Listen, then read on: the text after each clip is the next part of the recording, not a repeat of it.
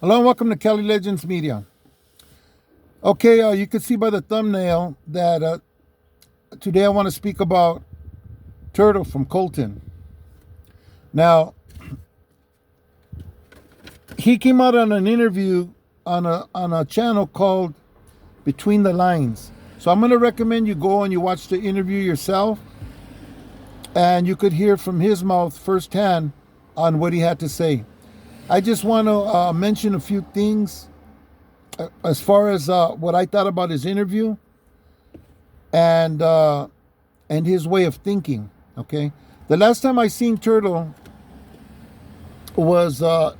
First of all, for those of you who don't know who Turtle is, Turtle spent, I think it was 32 years. Yeah, 32 years in Pelican Bay. Okay, so he was part of the upper echelon there, and as far as I know, still is. He's very much involved there in the prison. He's the MAC rep for the yard. He says it himself in his video, in his interview, and he's got a lot going on in there right now in prison. He's working on a lot of things. I'm going to mention a few of them, so that way I'm hoping that if you haven't gone to, what was it again? Between the Lines, to see his video, that you go and watch, okay? Because this man may be getting out pretty soon. He feels he has an opportunity coming up. He's going to be going to the parole board very soon, and he's making plans what he wants to do when he gets out. And I'll let him talk about that himself. When you go and see the video, you'll see really where he's headed. But just to talk a little bit where he came from, okay? He came from where a lot of us have came from, you know. And when you hear his story as to how he went through juvenile hall, YA, and then to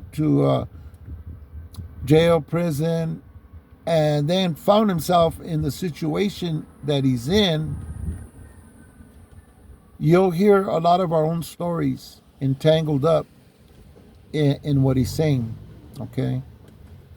And he ended up getting a life sentence, and being who he is and what he's been involved with, ended up getting validated and put in the back in Pelican Bay. And he spent 30 some odd years there.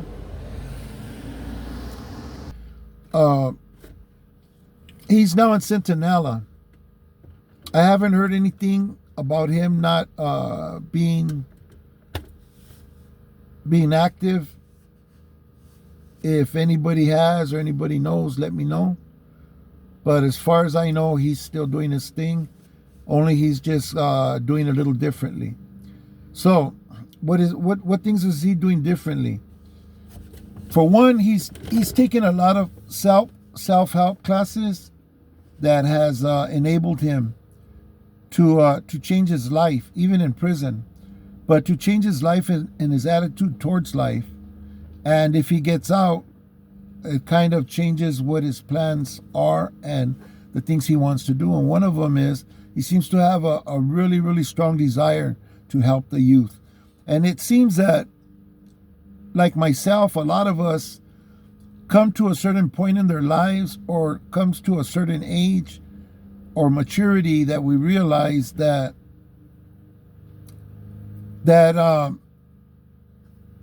it's a waste of time living that life. Why? Because all the benefits that a man wants in life are taken from you. The ability to have children, raise a family, have meaningful employment, having income, being able to take care of the people that you love, all that's taken away from you. Your rights are taken away. You're unable to own a firearm. You're unable to vote. You know, there's just so many things involved with being a convict. Okay, so I think Turtle's at that point right now in his life that he's tired. You know, he spent all those years locked up in that cell back there, and from the cell to a little hard yard, to the shower, to the cell, that's pretty hard on the human psyche. He was part of that hunger strike where people actually dedicated themselves to that strike to death. In other words, they were going to do it till they died, not eat until they died. That's a very hard thing to do, especially when you're being offered food and you're hungry. But to show the depth of their commitment, they were willing to go that far, And one of the things he points out is that he's doing something in the yard right now that I think's like mind-blowing, okay? Now, it's obvious that all the races had to come together in Pelican Bay to agree on a peace agreement, which is huge. I don't even think it's ever been done before. Pretty much it was Cardenas, a very old, one of the very first members of an organization that had a vision of the North and the South coming together as one and becoming one people, which really we are when it comes down to it. Anyways, so that being kept in mind and the fact that they wanted to get out of there, they unified all the races, blacks, whites, Mexicans from the North and South, and came together and changed the law that was keeping them back there. Okay? And they did this in the basis of their rights as human beings and them being treated in a way that was inhumane. Okay? So, and they did it peacefully, and they did it by denying themselves food. And in this process, they agreed to a peace agreement. So everybody comes out to the yard. First of all, after being locked up back there for so long, that's one thing just hard to adjust to. And then coming out and having to trust people that all your life you were taught never to trust, very difficult thing to do.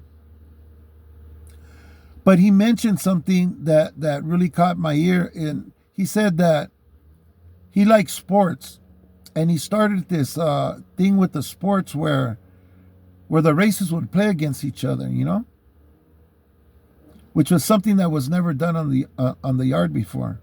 Everybody had their own area. If you played basketball, you played with your people.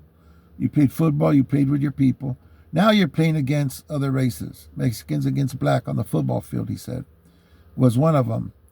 And on the second game, because they won the first game, on the second game, he made a bet that if they won, they would start playing football and integrate the teams, which is something that has really never been done. And they won. The Raza won. So, as the prize, man, he broke down a racial barrier, which was a really big thing for prisoners, because it was never allowed before. And so he started mixing the teams. They had a team mixed up with blacks, Mexicans. And there's something when you play sports with individuals,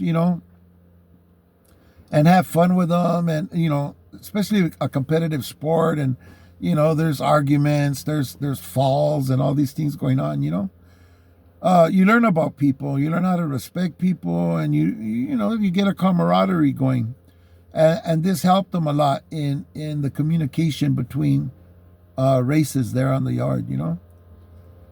And so that was a breakthrough that he did that I wanted to mention.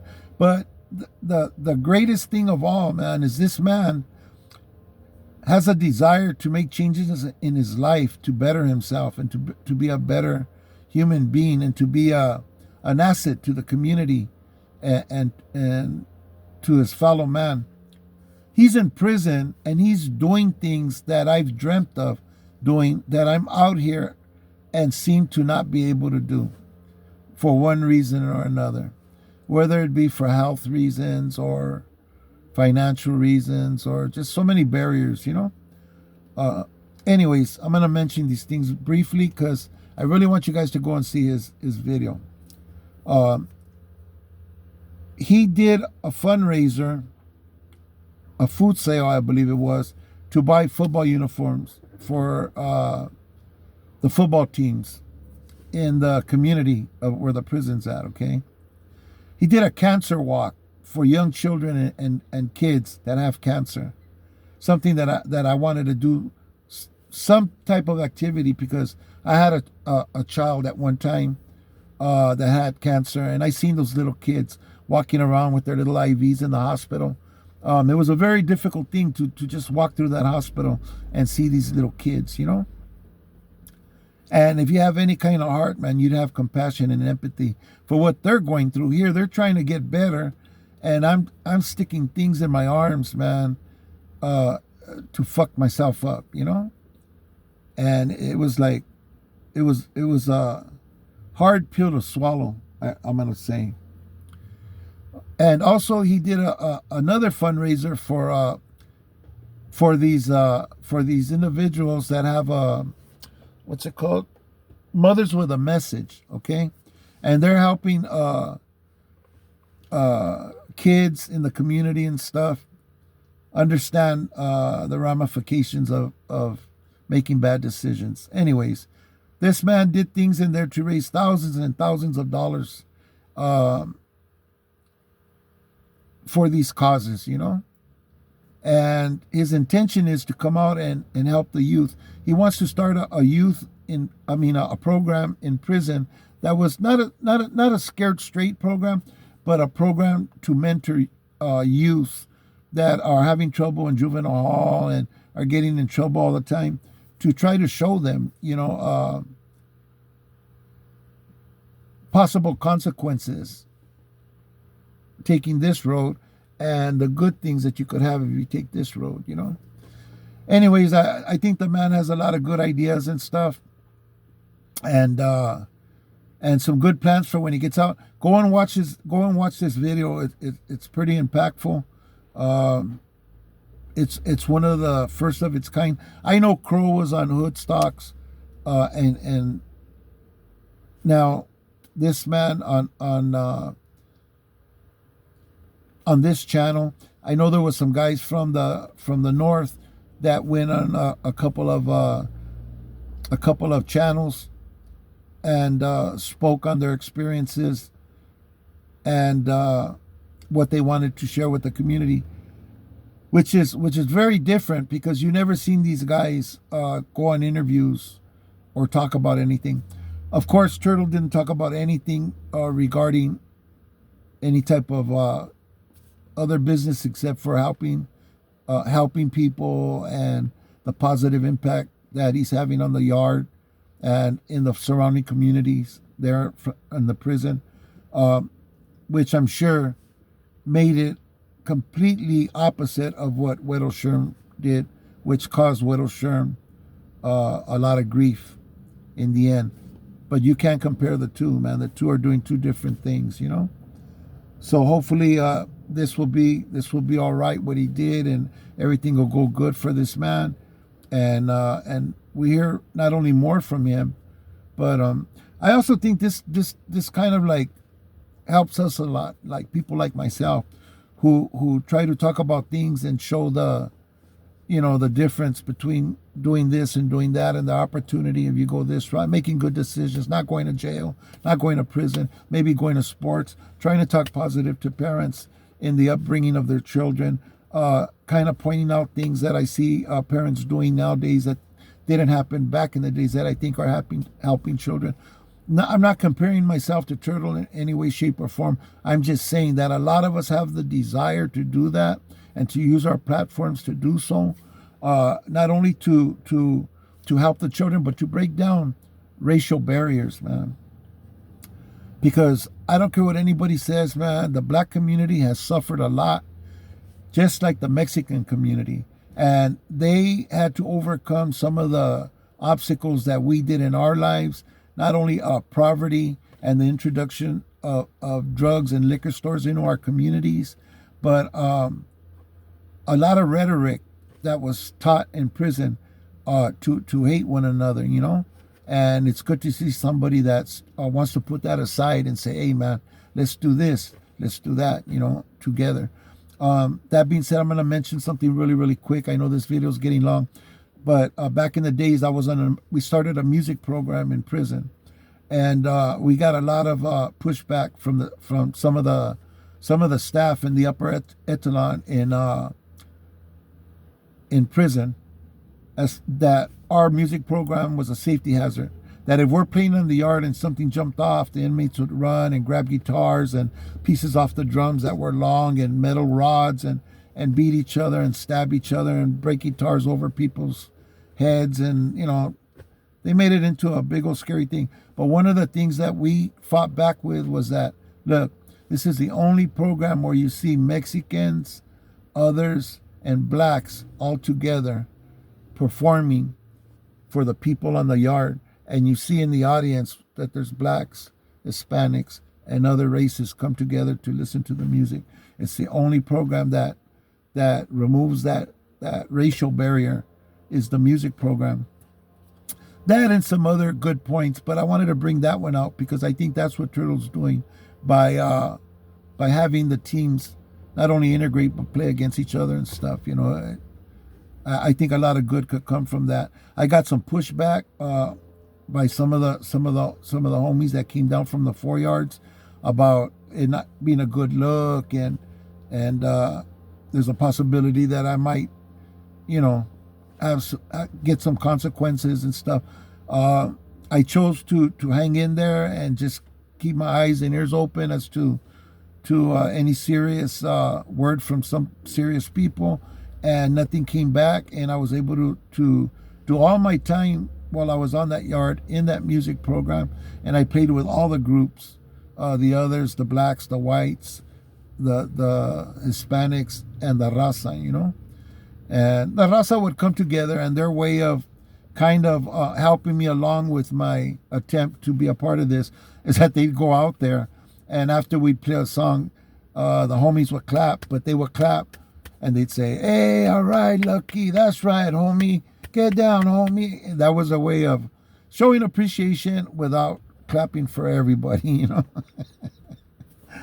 But nevertheless, you know, it was. I liked it. I didn't have racial issues, you know, as an individual. So, you know, I enjoyed all of that, man. Music was my passion, and it was their passion also, you know. And, you know, if sports was my passion, you know, of course, I'd want to play the brothers on the yard, man, because they mostly have the best basketball players. They're more athletic for the most part. So challenging them would be the persons to challenge, you know, to see where you at, you know, and, you know, putting it down out there, you know, and getting that win, you know, or taking an L, whatever took place, you know. But you always want to challenge up, you know. Anyways, that being said, I want to ask that you go and you watch this man's interview. Again, the name of the channel is Between the Lines, and you'll see the video. It's about a man that did 32 years in solitary confinement, and I think you'll hear some good things from there. Very similar to what a lot of channels are trying to express and trying to do and trying to get across. And this man's actually doing it, you know, even in prison. I give him a lot of credit for the organizations that he's helped, the kids that he's reached, and the things that he's doing. Thank you for watching my video. God bless you. God bless your families and people, whatever it takes, man. Stay free, make the good decisions, the right decisions, whatever it takes, man, to maintain your quality of life and your freedom, and not fall into any bondage even of addictions and all of that stuff, man, because all of that stuff could be detrimental even if you're not in there behind the walls. That being said, if you haven't subscribed to my channel, please hit the subscribe button down below. Set your notification bell on all, so that way you'll be notified whenever a video drops, and or if we go live. Also, please take a minute or a second to hit that the like button, the thumbs up button, and it's a way to support the channel. It's even more important than monetary compensation to us, man. Your support's very important. So if you can, please hit that like button. All right. Appreciate your time. Thank you for watching. See you on the next video.